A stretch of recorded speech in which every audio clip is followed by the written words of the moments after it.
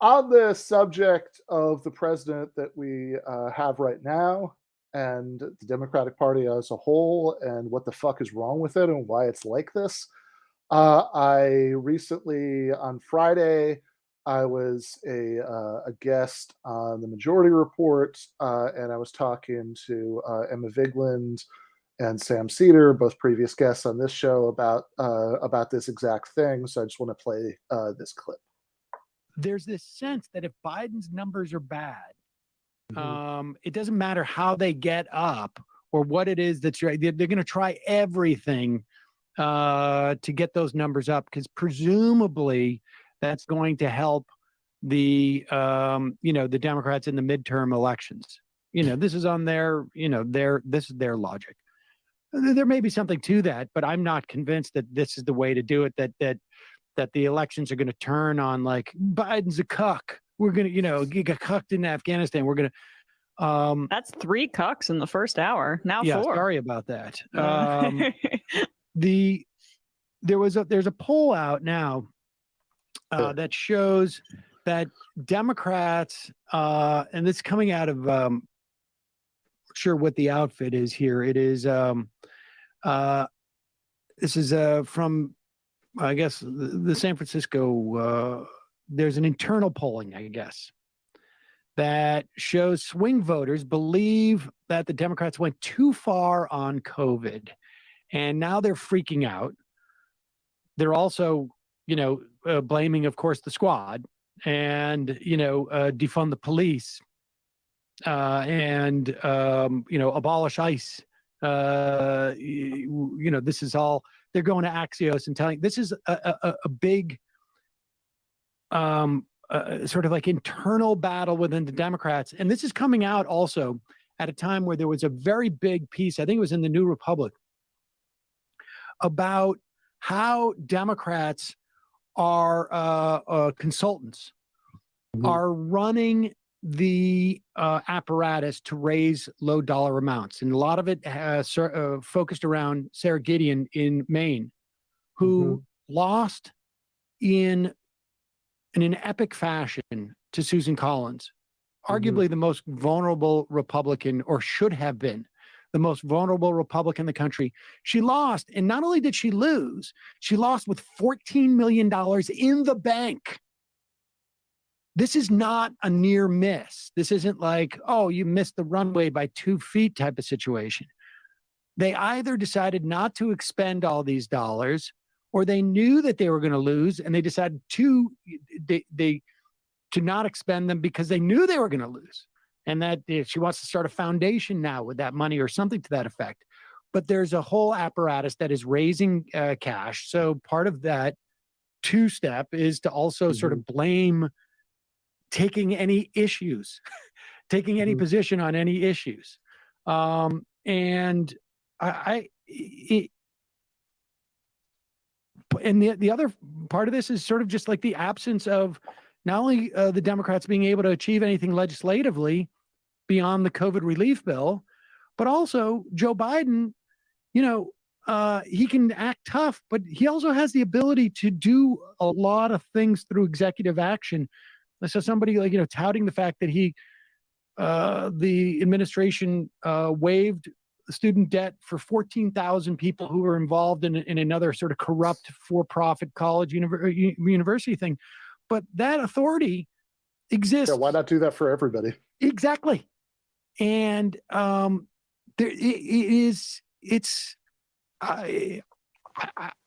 don't know. There's an eternal question as to whether it's just simply corruption on behalf of the Democrats, or also corruption within the Democrats that end up pushing them in a certain direction, or if it's also just like a failure of politics. Yeah, I mean, it's probably a little bit of each, right? I mean, like I think certainly in terms of Biden's background, right, as a senator originally, right? I mean, like he was he was somebody who was certainly widely perceived for a long time to be was like the senator for the credit card companies. Right. I think they used to say senator from MBNA was his. Yeah, so I mean, I think that's certainly a factor, but I mean, I think it's also just the sort of. I mean, I also don't necessarily think it's all like, oh, I'm gonna get like a certain pile of campaign cash if I do X, Y, or Z or whatever. I mean, I think that there's a sincerely held worldview that like emerges out of like having had those politics for all of that time, and being aligned with those interests, and being aligned with that part of the Democratic Party. I mean, I don't doubt for a second that all of these people have things that they can tell themselves about why everything that they do is like good and responsible, and it's good that that like he's not he's not whatever creating moral hazard by forgiving millions and millions of people's student loans and all of this nonsense that that people always say. I mean, I'm sure that he believes that, and I mean, I think that probably the larger story there has to do with the ways that the Democratic Party as a whole has changed since like the 1970s, which is about like the decline and hence declining political power of organized labor, right? I mean, like that's a big thing, because I don't think you'd have the either the New Deal or the Great Society without that, and the party increasingly pivoting towards electorally towards like educated professionals, away from from their traditional base, which has been very explicitly the strategy in a lot of recent elections. And even though Biden himself was kind of trying to reverse that with all the Joe from Scranton stuff, I think that was like a pretty, like, I think that was pretty skin deep. If you remember 2021, then there were a lot of, there were a lot of like news articles lovingly servicing Biden about how he was the second coming of FDR, and a big part of that was about those benefits, and see that like say like child poverty is decreasing by whatever because Right. we're giving out these benefits. Like, well, guess what, guys? You just let that run out, so child poverty is now increased by that same amount that that you were taking that victory lap about earlier. And yeah, I mean, obviously, I agree with you, Andy. I mean, it's terrible politics. I think that unless something big changes, I mean, who knows? But it's really hard to imagine the midterms not being a disaster for the Democrats at this moment. But I think the structural point is really important. And this leads into the segment we're going to do in a minute with Jake. But I've written a few articles for the Daily Beast in the last few weeks. The last one, which was since the last episode we did, I believe, is called "Neither Party Cares About the Working Class," which I think if you watch this show, if you read Jacobin, it's kind of like, yeah, right, like that's like a water is wet headline. But I think for the Daily Beast, right, people are used to are normally used to very politically different fare, right? And I think it's worth saying in there. And in the article, I talk about two things. One of which is, well, let's start with the Dems. The one of the judges who the Biden administration is very publicly considering for the Supreme Court vacancy is J. Michelle Childs, who was a union buster. Essentially, she was a partner at a law firm in South Carolina, where she, like they did a lot of this kind of thing. She apparently represented multiple companies whose workers were trying to organize in her capacity in this. And in the article, I quote the White House spokesman's defense of the fact that they're still considering this person. And the optimistic reading is that they're not really considering her; they're just pretending to, as a favor to Jim Clyburn, who's a big backer of her. Which itself, by the way, tells you something, because this is the guy who, more than anybody else, is why Bernie was not the nominee. Because of that crucial Biden endorsement in South Carolina, putting him on the path to the White House. And it also seems like even if she's not nominated for the Supreme Court, they at least want her in the DC District Court, which is bad enough. But But like the White House's official defense, I swear I'm not making this up, of why they were why they're considering this person, why it's okay that they're considering this person, is that she was one of the first Black women to be a senior partner at a law firm in South Carolina. So just want to make sure everybody got this. Okay, sure, she's a union buster, but she was one of the first Black female union busters in South Carolina. So, it's it's a representational victory that has to be honored by considering her for a seat on the Supreme Court. Yeah, it's what I always say about the Democrats. They want all the same things as Republicans. They just want a woman of color to do the same things to everybody else. It's odd because the labor courts, the NLRB, the appointments that Democrats make, they are better than the Republicans, and that's often, I think, but that's often like pointed to as like one of the only real structural things that helps when there's a Democratic president. So like that is better, and I don't want anyone to get it twisted, but it is strange that for the one thing that they're usually good at, it's like, they're just so quick to do the exact opposite thing when it comes to, or at least potentially do the exact opposite thing when it comes to appointing someone to the highest court in the land. So it's just very at odds with itself to me, which is just makes it strange. Like it shows some kind of lack. I mean, maybe it's like Sorkinism, like we've talked about before, but it's like some lack of coherent view on how labor really should be adjudicated, and just more of like maybe throwing us a bone here, but then throwing management a bone there, and creating something that is at odds with itself internally. It's very strange to me. Yeah, I mean, I think that the key phrase of what you just said is better than the Republicans. It's like, yeah, the NLRB appointees are better than the Republicans, but I mean, like, this is not, this is not the highest bar, right? Which, again, I'm perfectly willing to, I took the heat on this in 2020 for being a big sellout who thought if you lived in a swing state, you should hold your nose. And, I still think so, right? Elections are about comparative choices, and you can decide which enemy you'd rather fight.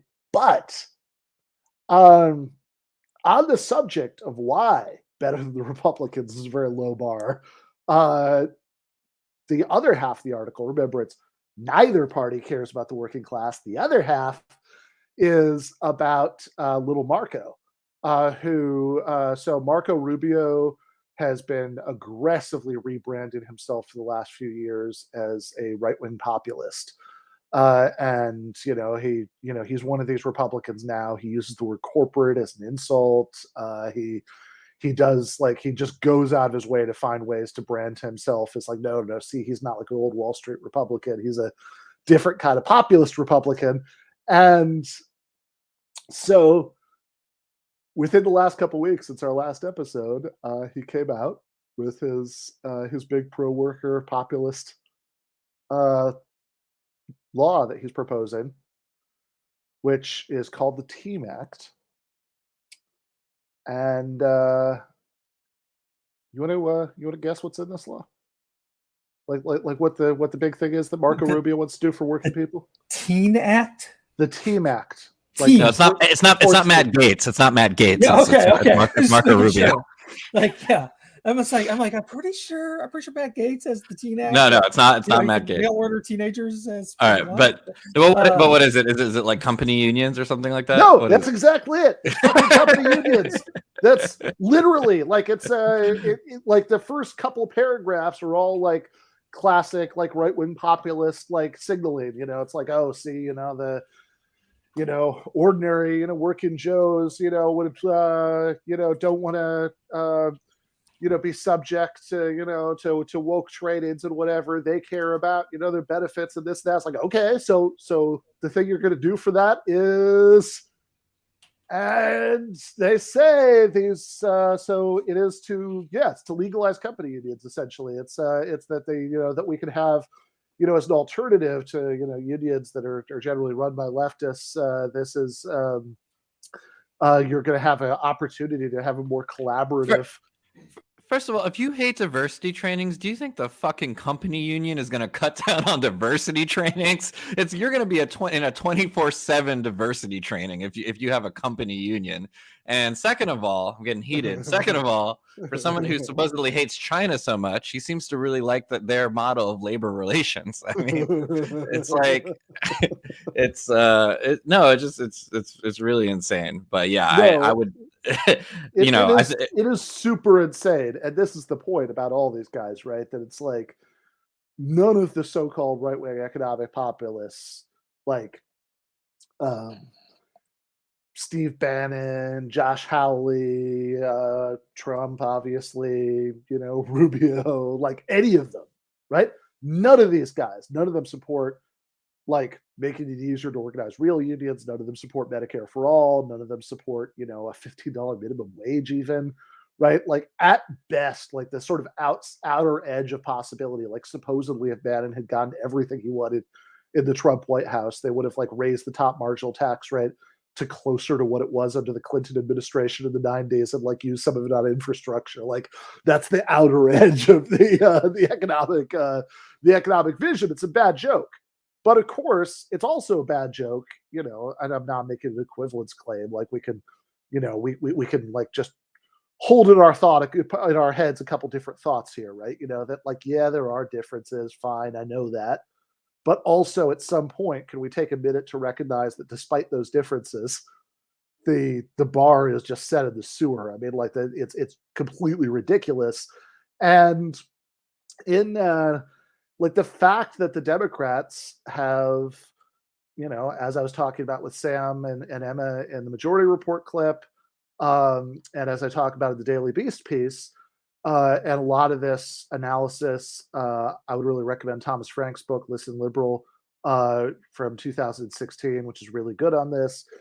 But, basically, the kind of liberalism that's dominant in the contemporary Democratic Party, right, which is a giant retreat from, New Deal, Great Society liberalism, which was itself like, insufficient by European social democratic standards. Never mind, what we would all want. But the kind of liberalism that's dominant in the contemporary Democratic Party is really more than anything about having a more diverse ruling class. I mean, that's it. It's what Andy said earlier. Like they have redefined social justice, right? A term that should mean like having a more just society, right? As removing barriers to meritocratic advancement, from members of each group, right? Which by definition leaves the vast majority of members of all of these groups behind, right? Like black women as a category would disproportionately benefit from having a stronger labor movement. But who cares about that? What we should care about is that, this one particular black woman has a really impressive CV, and that, we should show that, she can make it all the way up to the Supreme Court. And that's the lesser evil, right? Like, think about how bad the greater evil is.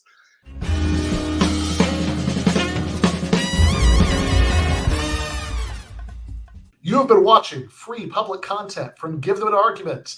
To access every single episode of the show, the main show on Monday nights, all of the streams, all of the debate breakdowns, all of the patron-exclusive post-games on Monday nights, all of the patron-exclusive bonus episodes every week, and much, much more, go to patreon.com/Ben Burgis.